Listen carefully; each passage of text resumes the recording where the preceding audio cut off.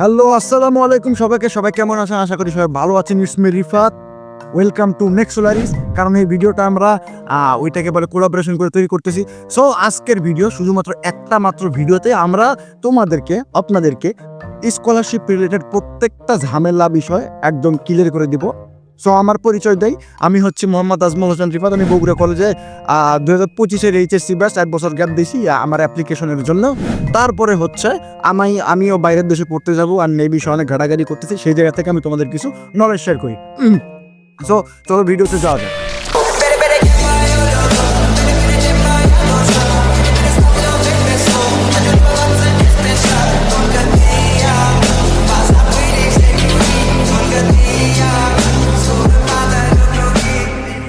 হ্যাঁ, এখন আসো। সো ভিডিওতে যাওয়ার সর্বপ্রথম একটা টপিক হচ্ছে স্কলারশিপ কি। স্কলারশিপ হচ্ছে এমন একটা জিনিস যেইটার মাধ্যমে ধরো তোমার কাছে টাকা নাই, বিড়ি খাওয়ার পয়সা নাই, তারপরে হচ্ছে ঘোড়াগাড়ির টাকা নাই, তো কি করবে? পুরো পৃথিবীর যে বড় বড় লোক আছে, তারপরে ইউনিভার্সিটিগুলো আছে, ওরা তোমাকে বলবে তোর বিড়ি খাওয়ার টাকা নাই, তুই লেখাপড়া করতে চাস, ওকে ঠিক আছে তুই আয়, তোকে বিড়ি খাওয়ার টাকা দিব, মদ খাওয়ার টাকা দিব, তোকে বাসা ভাড়ার টাকা দিব, তোকে লেখাপড়ার টাকা দিব, মাসে মাসে তোর হাত খরচটাও দিব, ঠিক আছে? So this is the point. So যদি আমি ভালো করে বলি, স্কলারশিপ হচ্ছে এমন একটা জিনিস যেটা লেখাপড়া করতে চায় বা লেখাপড়ার প্রতি আগ্রহ আছে ওই সমস্ত স্টুডেন্ট যাদের ফাইন্যান্সিয়াল অবস্থা ভালো না, যাদের পরিবারের অর্থনৈতিক অবস্থা ভালো না, কিন্তু তাদের মাঝখানে একটা লেখাপড়ার ভিতরে স্পিরিট আছে, তারা পায়। সো স্কলারশিপ এটাই। এখন হচ্ছে স্কলারশিপ কারা পায়? স্কলারশিপ হচ্ছে সবচেয়ে স্মার্ট লুকিং ছেলেপেলেরা পায়। No, I am not smart looking. আমি মেয়েদের ভিতর টাঙ্কি মারলে তারা আমাকে বেল দেয় না। ওকে, সো স্কলারশিপ কারা পায়? স্কলারশিপ হচ্ছে অ্যাকর্ডিং টু ল আমাদের সামিন ভাইয়া পুরো পৃথিবীর মধ্যে স্মার্ট যে সমস্ত ছেলেপেলেগুলো আছে এই জায়গা থেকে স্মার্ট, তারা স্কলারশিপ পায়। কারণ স্কলারশিপ দেয় হচ্ছে মেইনলি পুরো পৃথিবীর মধ্যে সবচেয়ে বেশি স্কলারশিপ দেয় আমেরিকা। আমেরিকার মধ্যে সবচেয়ে বেশি স্কলারশিপ দেয় হচ্ছে টপ র্যাঙ্কেড ইউনিভার্সিটিগুলো। তো তারা কি চাবে? যে পুরো পৃথিবীর যে স্মার্ট পোলাগুলো আছে, শুধুমাত্র তারা লেখাপড়া করে না, লেখাপড়ার বাইরে অনেক কিছু করছে, তাদের ভিতরে একটা পাওয়ার আছে যে হ্যাঁ আমরা ওয়ার্ল্ডকে চেঞ্জ করে দিব, সেই সমস্ত ব্যক্তিবর্গগুলো স্কলারশিপ পায়, ঠিক আছে? সো এখন পরের প্রশ্ন হচ্ছে আমি পাবো কি না? এই যেটাতে আসে খেলটা।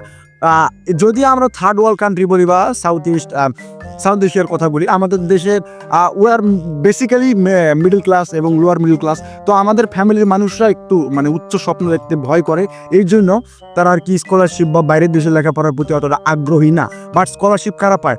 ধরো তোমার স্বপ্ন আছে হচ্ছে তুমি জ্যোতির্বিজ্ঞান নিয়ে পড়বা, বা তোমার হচ্ছে স্বপ্ন আছে তুমি বায়োকেমিস্ট্রি নিয়ে পড়বা, বা হচ্ছে অ্যাস্ট্রোবায়োলজি নিয়ে পড়বে, ঠিক আছে? এগুলো কিন্তু অনেক আধুনিক সাবজেক্ট এবং এগুলো পড়ানোর জন্য অনেক দামি দামি ইকুইপমেন্ট লাগে, ঠিক আছে? সো এই সমস্ত সাবজেক্টগুলো পড়বো, বাট তোমার কাছে সেই অ্যাফোর্ডেবিলিটিও নাই যে তুমি নর্থ সাউথে গিয়ে পড়বা বা আইইউবিতে গিয়ে পড়বা, বা তোমার কাছে সেই অ্যাফোর্ডেবিলিটিও নাই যে তুমি তোমার বাবার টাকা দিয়ে যাবা। তো সেই ক্ষেত্রে তোমাকে কি করা লাগবে? স্কলারশিপে অ্যাপ্লাই করা লাগবে। স্কলারশিপে অ্যাপ্লাই করার জন্য কিচ্ছু লাগে না, শুধুমাত্র লাগে মানসিকতা। আর হ্যাঁ, তোমাকে মাস্ট বি গরিব হইতে হবে, কারণ বড় লোকেরা স্কলারশিপ পায় না।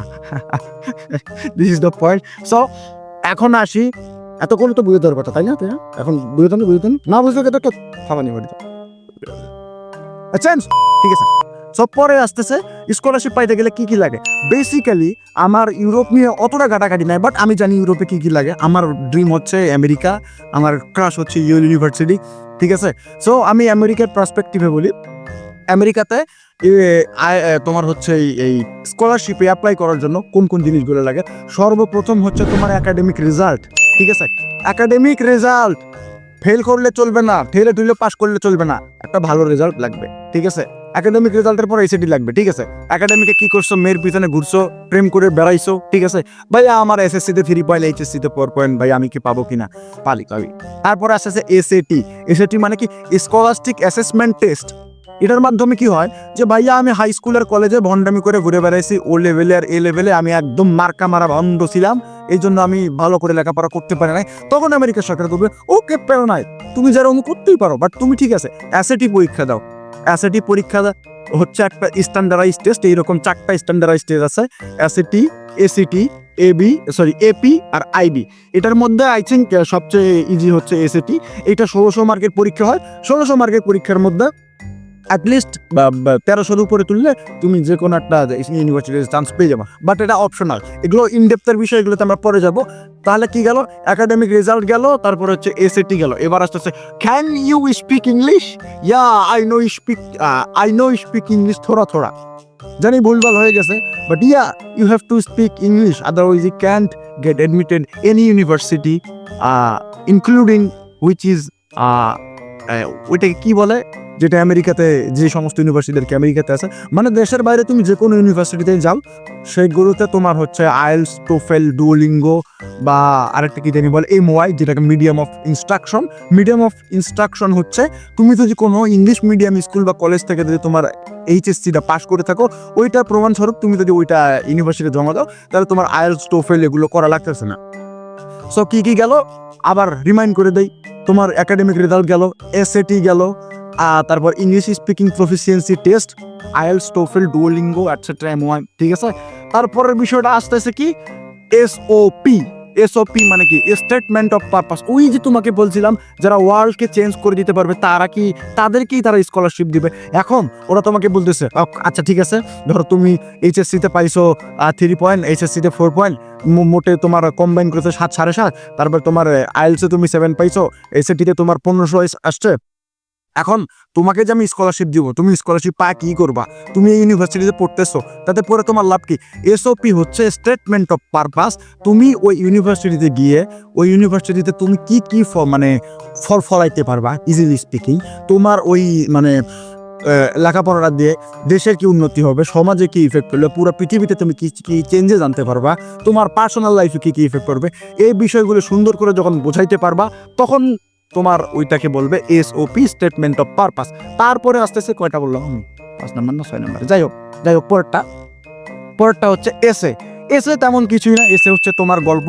আর বড় বড় যারা ভাই আছে, যারা আমেরিকাতে থাকে বা আপু যারা থাকে, তারা বলতেছে যে ভাই এসেটা সবচেয়ে বেশি ভ্যারি করে, পুরো অ্যাপ্লিকেশনের 30% হচ্ছে এসে হচ্ছে তোমার নিজের গল্প। যে ভাই আমি একজন ফকির মার্কা গরিব ছিল, আমার কাছে বিড়ি খাওয়ার টাকা ছিল না, আমি আমার বন্ধুদের থেকে টাকা ধার করে তারপরে বিড়ি খাইছি, আমার লেখাপড়া করার টাকা ছিল না, বিড়ির আগুনে লেখাপড়া করছি, আমার কোডিং করার জায়গা ছিল না, বাট আমি এগুলো করছি।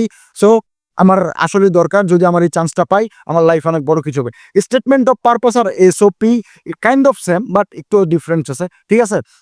তাহলে গেল এসে, গেল এসওপি গেল। তারপরে আস্তে আস্তে তোমার এইটা প্রত্যেকটা ইউনিভার্সিটি মানে চায় না এরকম ভ্যারি করে, সেটা হচ্ছে ওই ইউনিভার্সিটি থেকে একটা আলাদা করে এসে চাওয়া হয় যে ঠিক আছে, এক্স্যাক্টলি সাপোজ তুমি হচ্ছে প্রিন্সটন ইউনিভার্সিটিতে চান্স পাইছো, যেটা আইভি লিগে, তখন ওরা বলবে যে তুমি এই ইউনিভার্সিটিতে আসছো, তোমার ভবিষ্যৎ প্ল্যান কি, এরকম নিয়ে কিছু একটা জিজ্ঞেস করবে। তারপরে আসতেছে হচ্ছে তোমার ওইটাকে বলে এক্সট্রা কারিকুলার অ্যাক্টিভিটিস, ঠিক আছে। খেলতে হয় এই জায়গাতে, কারণ আমি তোমাকে বলি ভাইয়া, পুরো পৃথিবীতে 8 বিলিয়ন মানুষ আছে, সাপোজ ধরলাম পুরো পৃথিবীতে 8 বিলিয়ন মানুষ আছে। এই 8 বিলিয়ন মানুষের মধ্যে তোমার কি স্পেশালিটি আছে? ভাইয়া আমার এসএসসিতে জিপিএ 5, বুঝলাম। এইচএসসিতে জিপিএ 5, বুঝলাম। তো এরকম হাজার হাজার হাগার জিপিএ 5 পুরো পৃথিবীতে পড়ে আছে, আমি তোমাকে কেন স্কলারশিপ দিব? ভাইয়া আমার এসএটি এক্সামে 1600 আছে, বুঝলাম। হাজার মানুষের জন্য আছে। ভাই আমার আইএলসে 9 আউট অফ 9, হাজার মানুষজনের আছে, তোমাকে কেন দিব? ভাই আমার এসে ভালো, গুড, এসে ভালো, ইটস আ ভ্যালিড পয়েন্ট। তারপরে আসতেছে হচ্ছে এক্সট্রা কারিকুলার অ্যাক্টিভিটিস। ভাইয়া তুমি যে একটা ফকিন্নি গরিব ছিলা, তুমি যে বিড়ি খাইছো, তুমি যে মেয়ের পিছনে ঘুরছো, এগুলো সমাজে কি কি ইফেক্ট ফেলছে, রাইট? পজিটিভলি বলি, ধরো তুমি একটা ডিবেটিং মানে বিতর্ক প্রতিযোগিতা করছো, বা তোমার হচ্ছে একটা নন প্রফিট অর্গানাইজেশন ছিল যারা মানুষকে হেল্প করে বেড়াচ্ছে, বিভিন্ন কাজে হইতে পারে, এগুলো নিয়ে পরবর্তীতে আরো ভিডিও করবো।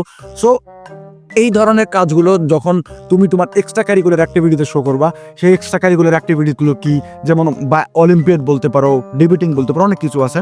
এগুলো সমাজে কি কি ইফেক্ট ফেলছে, এতে মানুষের জীবনে কি কি পরিবর্তন হয়েছে, এইটা হচ্ছে ভ্যারি করে।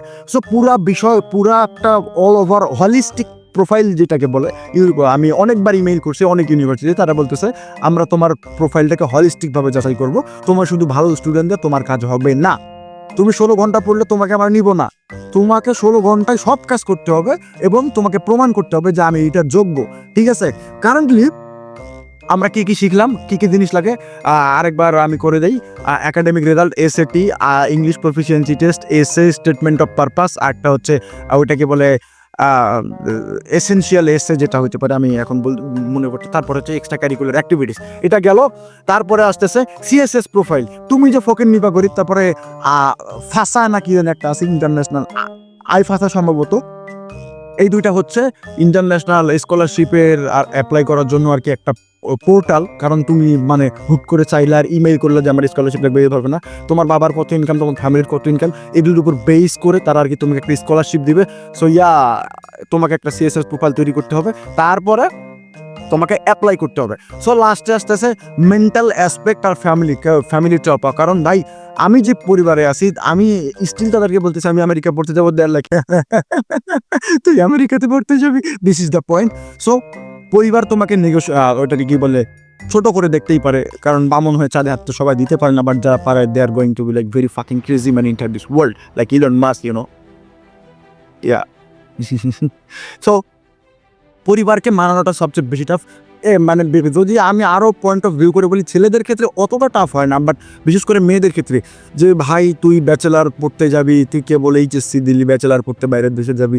এটা সত্য যে নতুন কালচারে যখন কালচার সবটা মানুষ পায় তখন চেঞ্জ হয়ে যায়।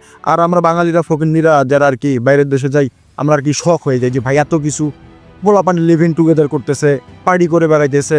সো এটা খুব টপ। আর পরিবার ছাড়তে চায় না, বাট তোমার যদি আসলে ভাই নিজে কিছু করার ইচ্ছা থাকে, ঠিক আছে, তাহলে তুমি পারবা, ইনশাল্লাহ পারবা। কারণ আল্লাহ পবিত্র কোরআনে বলতেছেন মানুষ তাই পায় যা সে চেষ্টা করে। আরও একটা কথা, আমি কোনো জাতির ভাগ্য ততক্ষণ পর্যন্ত পরিবর্তন করি না যতক্ষণ পর্যন্ত তারা নিজের ভাগ্য পরিবর্তনে সচেষ্ট হয়। সো ভেরি ডিপ লাইন, মেনে চলতে হবে, আদারওয়াইজ এটা হবে না। অ্যান্ড সবার শেষে আসতেছে ইউরোপের বিষয়টা একটু বলে দিই। ইউরোপে হচ্ছে বেশি কিছু লাগে না, যে কোনো দেশে গেলে, যেমন জার্মানিতে গেলে জার্মানিতে প্রচুর হাইপ আছে, জার্মানিতে গেলে তোমাকে জার্মান ভাষা শিখতে হবে। তারপর জাপানে আছে, জাপানে গেলে জাপানিজ শিখতে হবে, এগুলো ম্যান্ডেটরি। আর স্কলারশিপও ভালো দেয়, ইউরোপে টিউশন ফি নাই, মানে তোমার একটু একটা ব্যাঙ্ক স্টেটমেন্ট দেখালে, এগুলো এখন বুঝবা না আমি জানি, একটা ব্যাঙ্ক স্টেটমেন্ট দেখালে আপনি তার একটা ভ্যালিড স্কলারশিপ দিয়ে দেয়। সো এটাই হচ্ছে, আশা করি বুঝতে পারছো। যদি এই সমস্ত বিষয়ে কোনো ইনকোয়ারি থাকে, আমি এবার আমার অ্যাড চালাই, ওটাকে মার্কেটিং প্রমোশন বলে।